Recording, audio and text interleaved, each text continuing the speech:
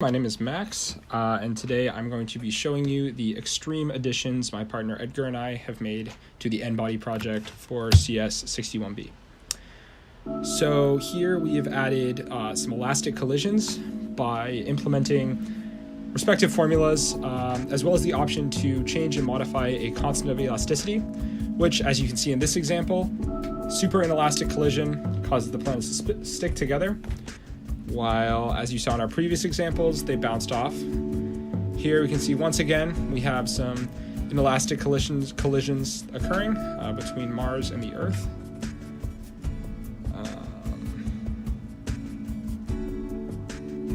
So now our second modification involved adding a controllable spaceship object. So as you can see here, by moving around the arrow keys, or in this case W, A, and D on the keyboard, all changeable in the source code, we have a pilotable Star Destroyer that can navigate the galaxy, and as you're about to see, is also subject to the forces and gravity of respective celestial bodies. So here we go, approaching Earth. If you see, once again, inelastic collisions, the two planets are sticking together. And sort of the size of the Star Destroyer is massively overstated here, but it makes it a bit more fun to play around with and sort of mess with, especially with some of the given examples. So you see they break apart. We're going to watch the ship fly around a little more. All right, here we go again, approaching the planets.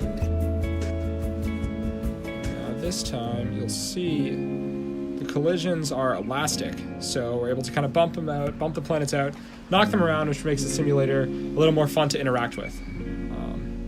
So this next example is a modified version of one of the built-in examples, the built-in planet example. If you can see here, we changed Mars's initial velocity to sort of instigate the collisions. And now if you can see the planets sort of bumping into one another, spaceship bumping the planets around, just to demonstrate the nature of that elastic collision feature we implemented.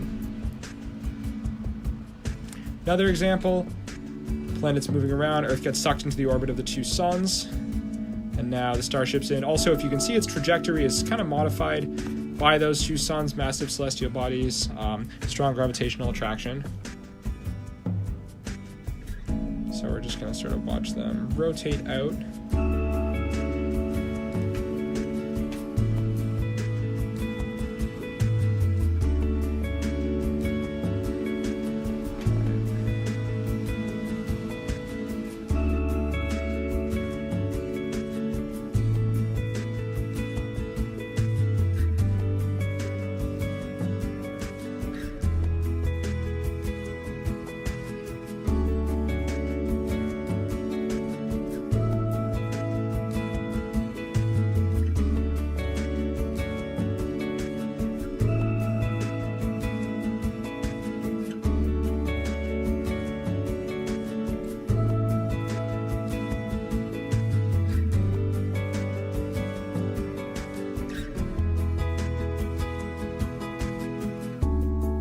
All right, so next thing we're going to show you coming up in just a second are some little tweaks we discovered while messing around with some of the graphical implementations in the original main method, and how by playing around with some of those commands you can get some really cool visual effects in your simulation. So this is one of our favorite built-in simulations from the project.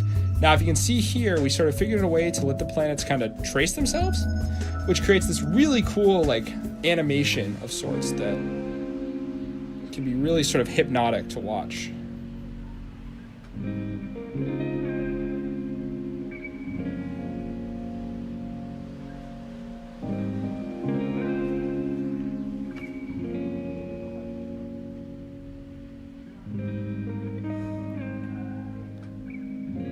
So now this is that same simulation, but subject to our extreme modifications. We have some collisions, and now the spaceship is going to come in and sort of mess around with things. It's just a really cool sort of physics sandbox, something to kind of play around with, mess around with, and see what happens.